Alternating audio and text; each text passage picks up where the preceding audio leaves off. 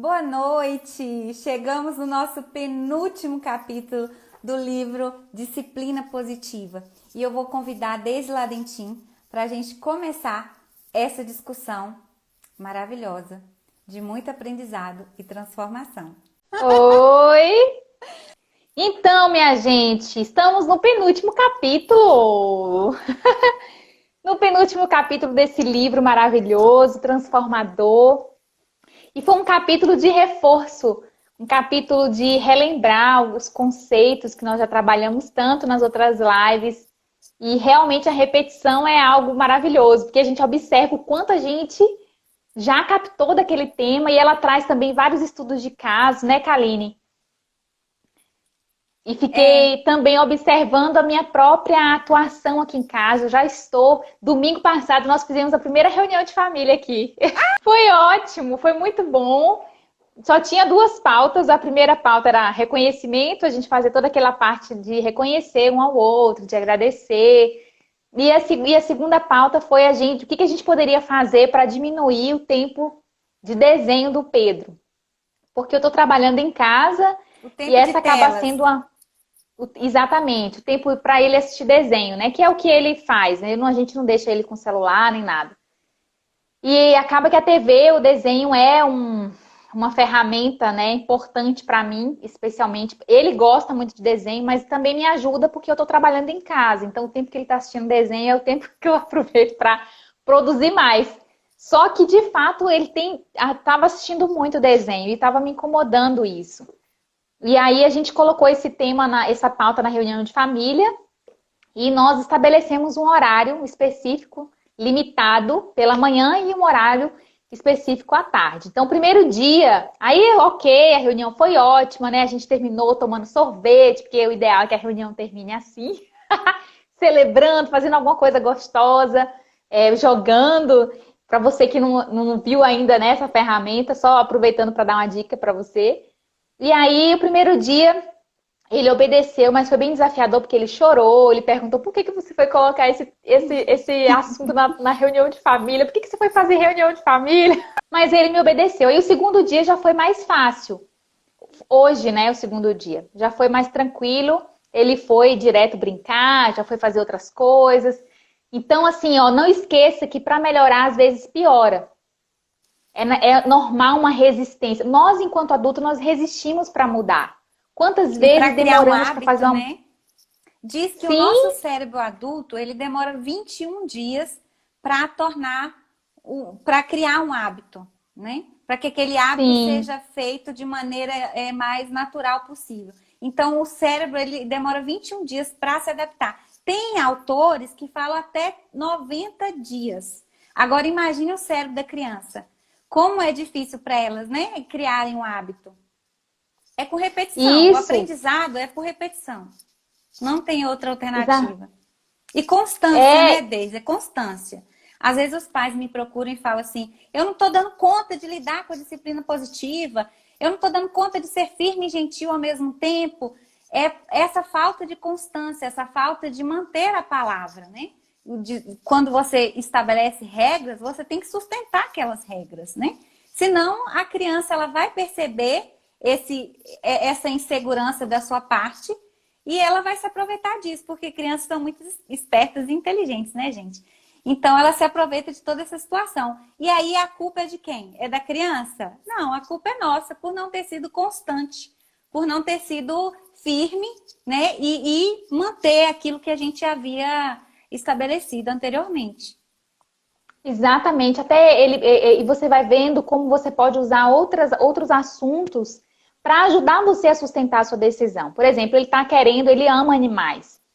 E tá numa vibe de dinossauros, tem vários dinossauros, ganhou muitos dinossauros no aniversário. E ele agora quer um crocodilo e um hipopótamo para guardar um lago imaginário aqui dele.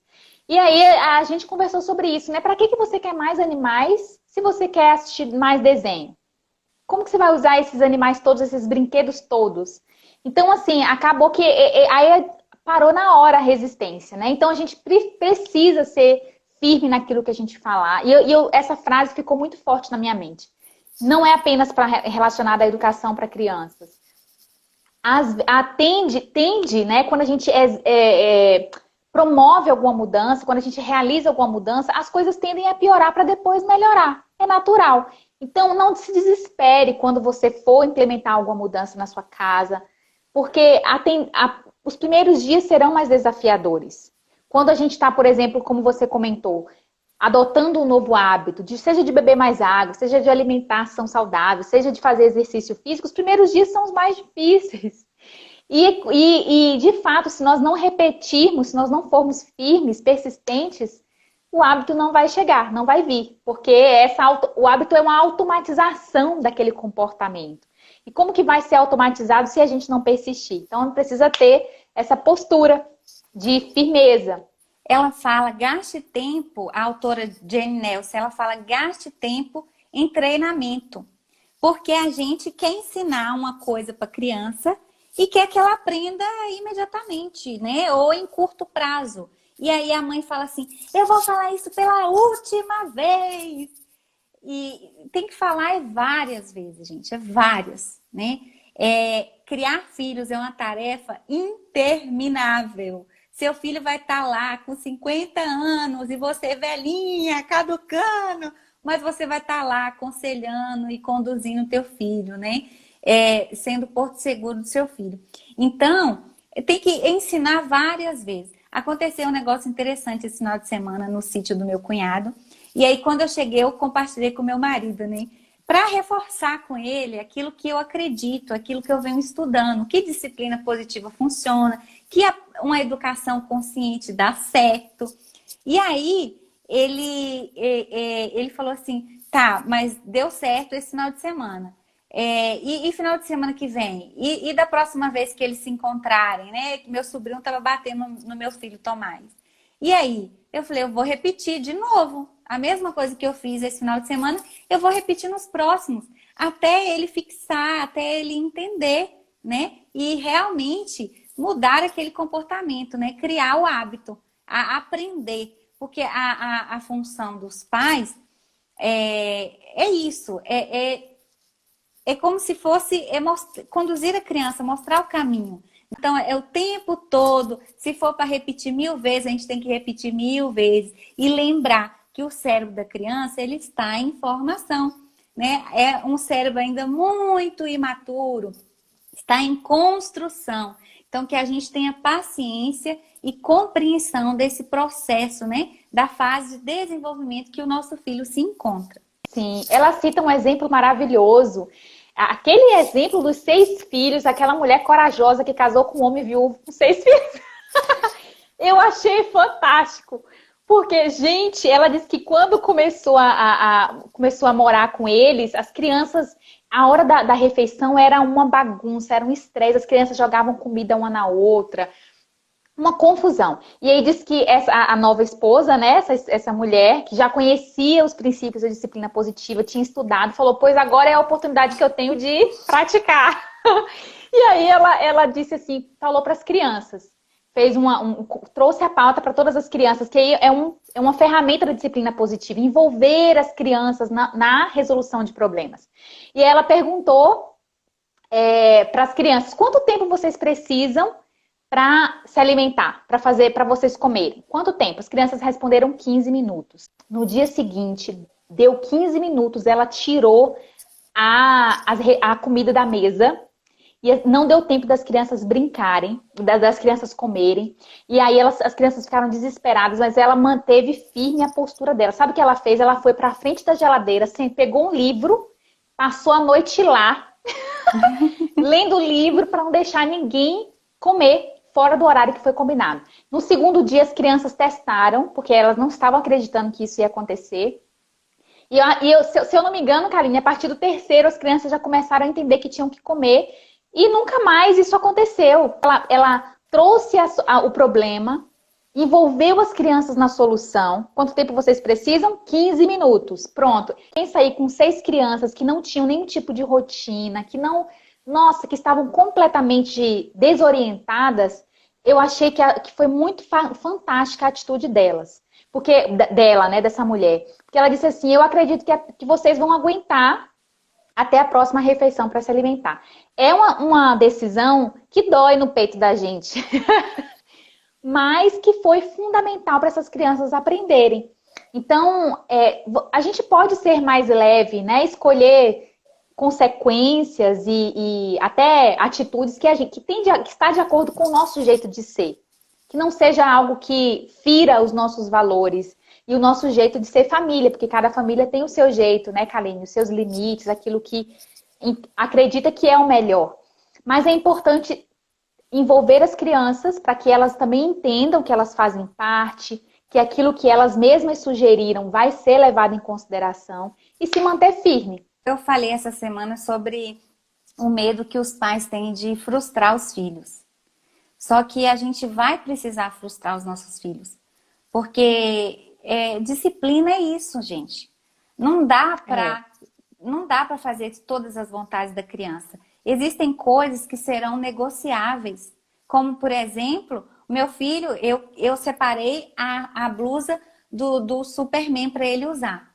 Para ele ir para a festa. E ele quer usar a roupa do Homem-Aranha. Eu vou criar um embate por causa disso? Não. Eu vou fazer disputa de poder, um conflito, gerar um momento ali de tensão, né? Em que eu vou me estressar, ele vai estressar. Por causa de uma blusa, de uma roupa que ele quer vestir, que ele escolheu para vestir, não vou fazer isso. Então a gente vai negociar. Tudo bem, filho.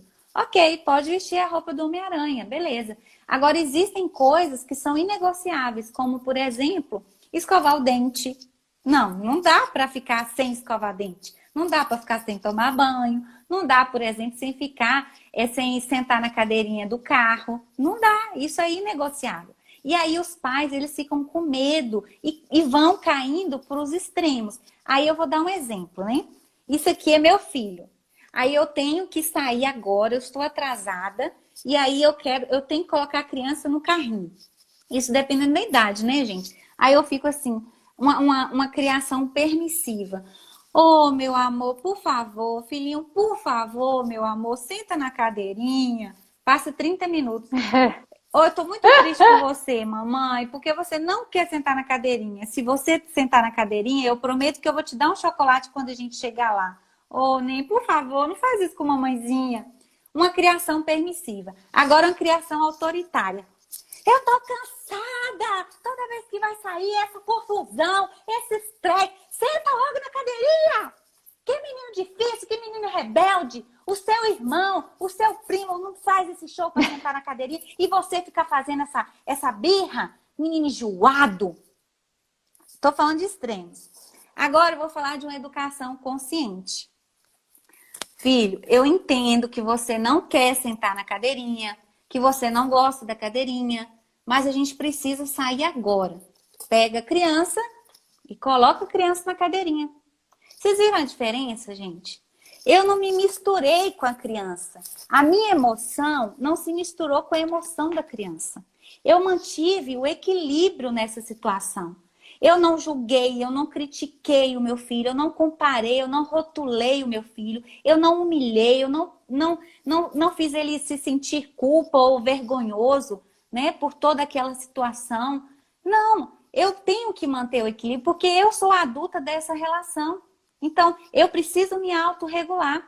Porque se eu me misturo, a minha emoção se mistura com a emoção do meu filho, eu caio nos extremos, ou da permissividade ou do autoritarismo.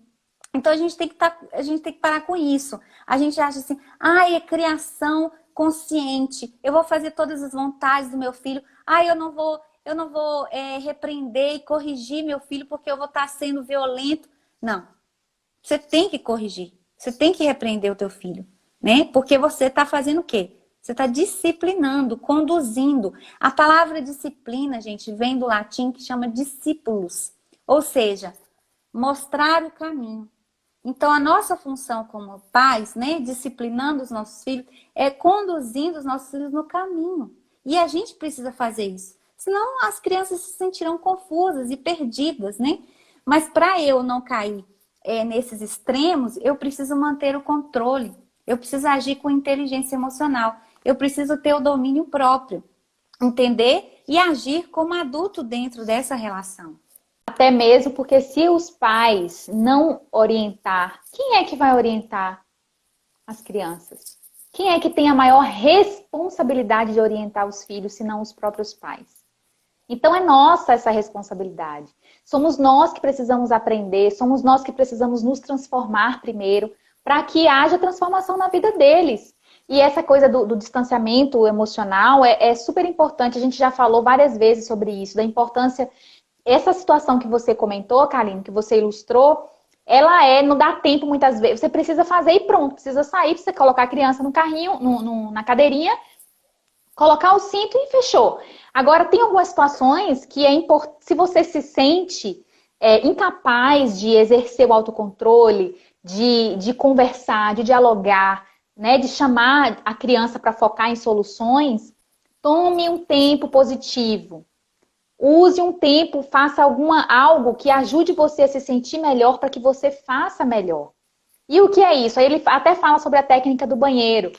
E aí, antes de você começar a usar essas ferramentas, avisa que você vai usar, né? Olha, gente, eu decidi que quando eu estiver muito nervosa, sem capacidade de conversar, de dialogar, eu vou ao banheiro. Eu vou ficar lá um tempinho, vou respirar um pouco até eu me sentir capaz de conversar com vocês e resolver esse problema. É um exemplo, né? Você pode escolher outro lugar ou outra atitude para se acalmar. Às vezes dar uma volta, sair, não sei. Mas é importante tomar esse tempo positivo. E até mesmo você vai resolver melhor os problemas e você vai ensinar as crianças também a fazerem isso. Quando elas estiverem com vontade de bater no colega por causa de um problema, opa, tem um outro caminho. Eu posso esperar um pouco, eu posso respirar. Isso é inteligência emocional, isso é autocontrole, habilidades sociais para a vida inteira. Então, decida o que você vai fazer, né? O que você vai fazer quando você estiver diante de problemas assim que te irritam profundamente, que você não, o que você sabe fazer na hora é só gritar. Essa é outra ferramenta. Decida o que você vai fazer. Decida o que você vai fazer. Que transformação que mudança é que você vai implementar na sua casa, na relação com os seus filhos. Você primeiro decide, avisa e começa a implementar. Elisama Santos é uma autora de livros, né, que fala muito sobre educação não violenta, e ela contou em uma das lives que o filho de 7 anos foi para a escola, e aí a professora o repreendeu na frente dos outros alunos. Eu sei que a professora ela foi um pouco agressiva com ele, né? E aí, em vez dele reagir por impulso, ele virou e falou assim: professora, eu posso ir lá fora um minuto? Eu preciso ir lá na grama. Mas fazer o quê, fulano, lá na grama? Eu preciso me acalmar, porque eu estou muito nervoso e eu não quero magoar ninguém. Olha que lindo, gente. Uau! Uma criança de linda. 7 anos. E aí, quando a professora, ela ficou assim, quê? Aí disse que tá bom. Disse que ele foi pra grama, ficou um pouquinho lá, depois voltou e falou com a professora que ele não estava se sentindo bem, porque aquela forma que ela tinha falado com ele na frente dos colegas, né, tinha magoado muito ele, tinha deixado ele muito triste, que ele não gostou da forma como ela falou. E aí a professora ficou assim, meu Deus, contou para a mãe. Aí diz ela que estava voltando para casa da escola, foi buscar o menino na escola, estava voltando para casa, e assim, dentro dela, uma festa, uma alegria, tipo assim, funciona, a disciplina positiva funciona, a educação não violenta funciona, porque esse era um hábito que ela ensinou e que ela faz isso desde quando eles são pequenos. E a professora derramou elogios para ela, porque a professora falou: uau. Elisama, eu nunca imaginei que uma criança de 7 anos fosse ter uma atitude como a que ele teve. Então, assim, ela ficou muito feliz, né? Esse final de semana deles, eu fiquei super feliz também, porque eu fui pro sítio do meu cunhado, e aí o meu sobrinho de 5 anos, que é o primeiro neto da família. Pensa, o primeiro neto. Foi assim, ele foi muito paparicado por ser o primeiro neto, e aí só depois de 4 anos que veio chegar o Tomás.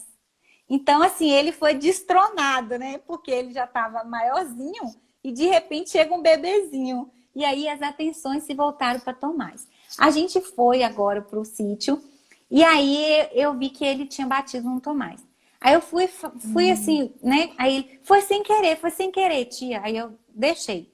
Na segunda vez, ele bateu de novo. Aí eu falei, não, aí eu tenho que tomar providência. E aí as pessoas que estavam em volta falaram assim, ele é muito maldoso. Ele viu que a mão dele estava aí, apertou de propósito para machucar o menino. Ele é maldoso. E aí, na hora, antes de julgar, rotular, criticar, eu falei, qual que é o sentimento que está motivando esse comportamento? E não foi difícil de perceber, gente, que era ciúme, entendeu? E aí, Claro. naquele momento, eu fui acalmar Tomás, mas o meu coração de mãe, você sabe que aperta, né? A vontade que a gente tem é de ir lá e bater na criança. Essa que é a vontade, porque a gente passou a vida inteira assim, reagindo com punição. Então, isso está dentro da gente. Vai ter que ser um processo muito longo para desconstruir isso, né? Mas a primeira reação que a gente tem é ir lá e vontade de bater e de colocar o menino de castigo. Mas aí eu fui, calmei a situação, me acalmei, calmei Tomás, tudo resolvido. Aí eu fui lá conversar com ele. 5 anos. Sentei na altura dele, olhei no olho dele e falei o quanto eu estava triste com aquilo que ele tinha feito com Tomás. E que o meu coração era grande, né? Que ele não precisava ter ciúme do Tomás, que o meu coração, ele é grande, ele cabia os dois lá dentro, que eu amava muito e que se eu podia confiar nele e assumir esse compromisso com ele, dele não fazer mais isso. Isso foi no primeiro dia que eu cheguei no sítio, né? E aí eu falei assim, eu posso confiar em você, que você não vai mais fazer isso? Que você vai cuidar de Tomás com carinho, que você vai tratar ele com carinho, não vai bater e tal. Foi uma conversa bem espontânea, assim, bem carinhosa. Que eu amava e que eu ia sempre amá-lo, que ele era muito importante para mim, que era meu sobrinho preferido. E é o único que eu tenho, gente, é o único, porque depois é a sobrinha. Mas que era o meu predileto. E aí ele falou, combinado, tia, combinado. Pode confiar. Gente, eu passei o final de semana tranquila. Eu deixava os dois brincando à vontade, tranquila. Ele não bateu mais no Tomás, entendeu? Então aí eu fiquei super feliz porque funcionou, né? Se eu tivesse colocado ele de castigo ou batido nele, será que ia funcionar? Ou será que ele na primeira oportunidade, quando ninguém estivesse vendo, entendeu? Ele ia bater escondido, né? Então, por isso que a gente tem que ver que a punição, o comportamento que é motivado pela punição, é um comportamento assim, eu vou fazer aqui porque senão eu vou apanhar, né? E porque senão ela tá vendo.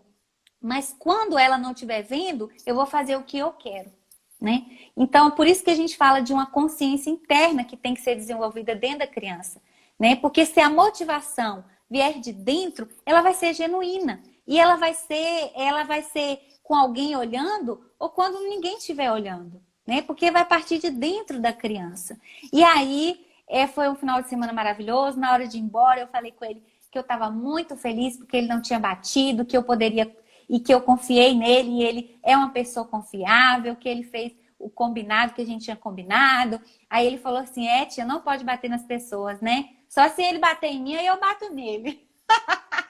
Mas aí eu falei, isso aí é assunto para uma outra conversa. Aí meu marido falou, tá, funcionou, tá bom. Porque meu marido é um pouco incrédulo, assim, em relação à disciplina positiva. Tá, funcionou. Mas e da próxima vez? Eu falei, da próxima vez eu vou ter que repetir tudo de novo. Porque eu não tô lidando com adulto, né? Até com adulto, gente, tem que ficar repetindo negócio várias vezes para aprender. Agora, com criança eu não vou repetir. Eu tenho que repetir muito. Mas eu tenho que repetir tendo essa clareza, né? É que eu preciso repetir porque eu tô lidando com a criança e também muita paciência.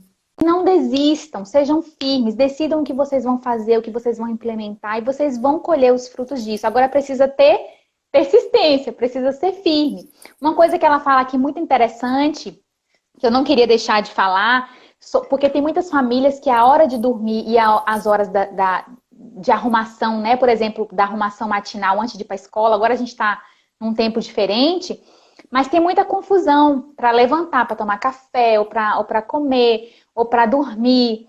E ela fala da importância da gente ter rotinas. E o quadro de rotinas, que pode ser feito também em equipe, com a família, é uma ferramenta que você pode utilizar, né? deixar anotado, isso com crianças maiores, né, Kaline? Não é o caso dos nossos que ainda são muito pequenos. Mas assim, anotar.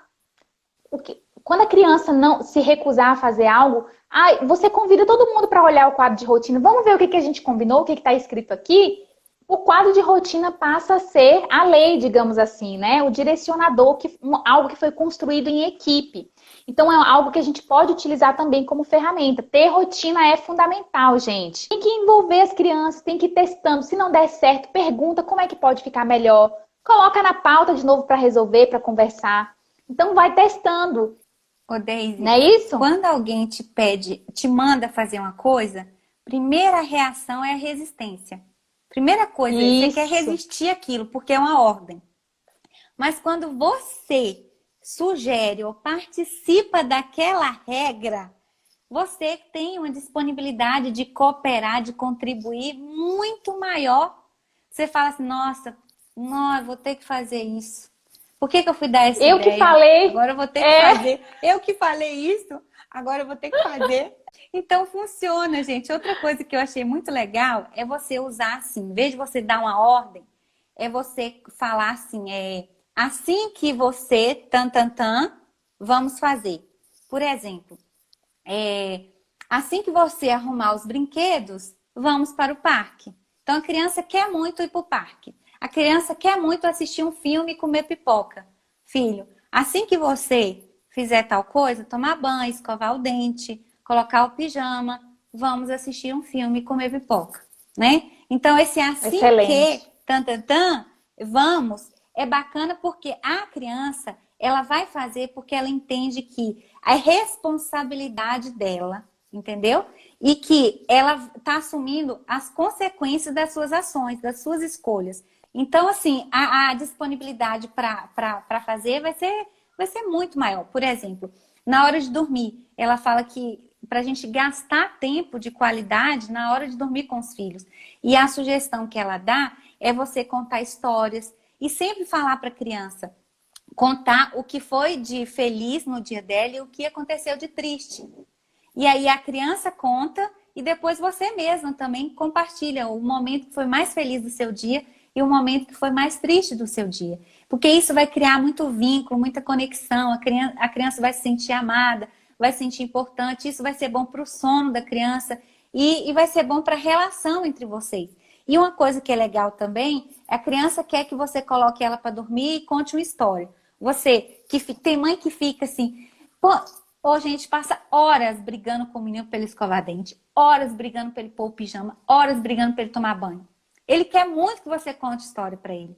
Então você vai falar, assim que você, filho, escovar o dente, tomar banho, vestir o pijama, mamãe vai colocar você para dormir e contar história, né? Então ele vai entender a participação dele naquela atitude, naquela ação sua. Em vez de você ficar tentando obrigar a criança a fazer, decida o que você vai fazer. Outra coisa, gente, é você manter firme a tua palavra e parar de ficar falando. A gente que é mulher, meu marido reclama disso. A gente que é mulher, a gente fala demais. Fala menos, ela fala isso. Fala menos e haja mais. Quanto menor a criança, menos necessárias serão as tuas palavras. E mais importantes são as tuas ações. É uma casa, não é a casa da mãe Joana, né? É uma casa que existe regras. E regras são importantes. Rotinas são muito importantes. Porque as crianças vão aprendendo e vão acabar fazendo naturalmente. Sem tanto estresse. Assim. Essa questão da escolha limitada também, eu gosto demais disso. Eu uso aqui em casa. Por exemplo, a criança lá quer, ela até citou o exemplo do pijama, né? Filho, vamos dormir, você quer dormir agora ou quer dormir daqui a 5 minutos? Não dormir não é uma opção, é dormir ou agora ou daqui a 5. Aí a criança fala que não quer dormir. Não, essa não é uma opção, você tem mais 5 minutos. Entende? Então você pode dar escolhas limitadas para a criança. Isso ajuda a criança a entender que ela decide, né? E às vezes isso é briga de poder, gente. Às vezes a criança não quer fazer ou desobedece porque ela quer mostrar que ela pode alguma coisa. Ela quer chamar a sua atenção. E quando você dá opções, ela entende, opa, ela até cita o exemplo, né? Você quer usar o pijama azul ou verde? Você decide. E aí, esse de você decide eu nunca usei, não. Mas ela disse que dá um poder tão grande pra criança, Você né? Que quer, ajuda você que. quer fazer o dever na hora que você chegar da escola, antes do jantar ou Isso, depois do jantar? Filho, você decide. O negócio não é isso. não fazer o dever, ele vai fazer o dever, né? Mas essa opção, essa escolha, traz um empoderamento e uma disponibilidade para cooperar muito grande. Exatamente. Então, usa isso, começa a utilizar. São atitudes tão simples. Ela fala 3 chaves, né, Kaline, para o sucesso. Que os pais precisam ter atitude, né? A nossa atitude, a nossa intenção e a nossa conduta. Então, começa em nós. Nós precisamos ter atitude, fazer mais, ao invés de ficar falando, né? Ser modelo, ser exemplo. Saber por que a gente está aplicando, por que a gente está fazendo, né? Ter intenção e a nossa conduta. Então, o nosso exemplo vai arrastar, né? A nossa transformação vai arrastar. Então, se sinta encorajada. Muito bom, principalmente, é muito bom mandar, né? Não, é muito bom mandar. É natural, principalmente nesse momento dos 6 para os 7 anos, porque é uma fase de desenvolvimento muito radical. Ele sai de um estágio que Piaget chama de pré-operatório, que é um estágio de fantasia, de imaginação, que a criança ela, né, tem muita ainda fantasiosa. Então, ela não entende. Se você falar coisas com ela, ela não entende. Ela não sabe diferenciar muita coisa lógica do que é literal, não. E aí, com 7 anos, essa fase de 6 por 7 anos, ela já se abre. E ela já começa a ver o mundo de uma maneira mais, não tão literal, mas de uma maneira mais crítica. Então, ela começa a entender muita coisa, sabe? E aí é como se um mundo se abrisse para essa criança. Então é um mundo de possibilidades. Ela começa a se achar dona de si também, né? Ela começa a ter mais autonomia nas coisas. Ela vê que ela é capaz de fazer muitas coisas que antes ela não fazia. Então ela realmente ela vai por esse caminho mesmo, né? De achar que ninguém manda nela, que ela é líder, que ela manda em todo mundo e manda no próprio nariz. E a gente precisa aí de muita sabedoria para administrar isso. E é legal assim, né, Deise? Cada fase tem seus desafios, né? Eu tô vivendo, gente, a fase dos 2 anos. Eu não gosto de chamar tem uma crença que fala os terríveis 2 anos. Ah, 2 anos é a idade da Adolescência da birra. infância. Isso, é a adolescência da infância, porque é a É, fase da birra. Eu não gosto de falar que é terrível, porque todas as fases da vida do nosso filho, sabe? São fases de descobertas, de dificuldades, desafios, de muito crescimento, de muito aprendizado. Então a gente tem que aprender a lidar com isso. Os homens não têm muita paciência. Aqui em casa, por exemplo, meu marido agora mesmo acabou a internet na hora da live. E aí ele ficou nervoso, porque ele passou o dia inteiro tentando arrumar a internet. E aí ele ficou nervoso. Aí meu filho, que estava dormindo na rede, que eu tinha acabado de pôr ele para dormir na rede, acordou chorando. Aí ele achou ruim com o Tomás, porque ele tinha acordado chorando. E falou para ele ficar quieto e deitar e dormir. Aí eu falei assim, aí eu olhei assim para ele, eu falei, amor, você tem 40 anos e acabou de fazer mal birra. Disse que ia jogar o celular no chão, disse que ia pôr 200 mega, disse que ia cancelar essa internet. O show que você deu, amor? E você não quer que o menino faça o show dele? Ele não tem nem 2 anos é. ainda. É que o mais novo quer mandar no mais velho e tal, e que tem essas confusões. Eu não quero deixar aqui de falar para vocês, gente. Ela menciona sobre a importância de nos mantermos fora das confusões, das brigas entre os irmãos. Por quê? Primeiro, porque a gente não vê tudo. É muito difícil a gente ver tudo e entender exatamente o que aconteceu. A gente tende a defender o mais novo. Eu tenho 3 irmãs. Então, assim, apesar de eu ter um filho só ainda, né, eu vivi numa casa com muitas crianças. E essa questão de que os pais não veem tudo é verdade. E nem sempre o mais novo está com a razão. Porque às vezes o que o mais novo faz?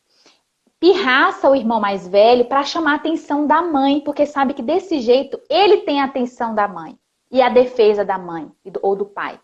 Então é importante você se manter neutra, entender a situação e colocar os 2 ou 3 no mesmo barco e tentar conseguir uma solução juntos, né? Não tomar partido de um ou de outro. Às vezes, ela até cita um exemplo assim, né? Que quando vocês estiverem prontos pra gente conversar, quando vocês pararem de brigar, vocês me avisam pra gente conversar. Ou a questão do tempo positivo, ensinando as crianças a tomarem um tempo positivo.